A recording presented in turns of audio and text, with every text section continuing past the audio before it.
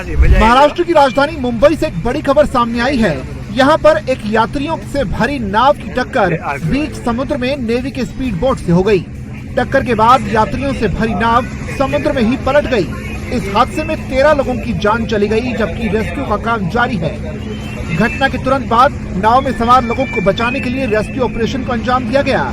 नौसेना, जवाहरलाल नेहरू बंदरगाह प्राधिकरण, तट रक्षक बल, येलो गेट पुलिस स्टेशन और स्थानीय मछुआरों की मदद से लोगों को बचाने का प्रयास किया गया।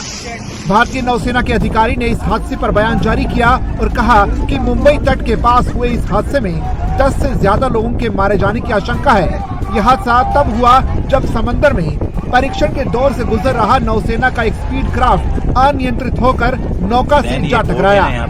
अधिकारी ने बताया कि नौसेना की नाव का इंजन हाल ही में बदला गया था और नए इंजन का परीक्षण किया जा रहा था।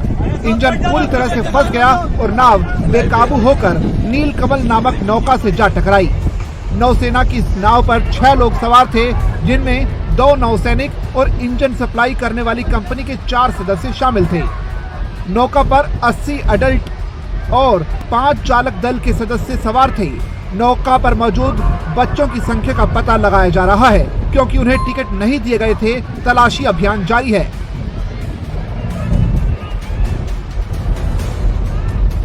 अगर आपने अभी तक हमारा चैनल सब्सक्राइब नहीं किया तो हमारे चैनल को सब्सक्राइब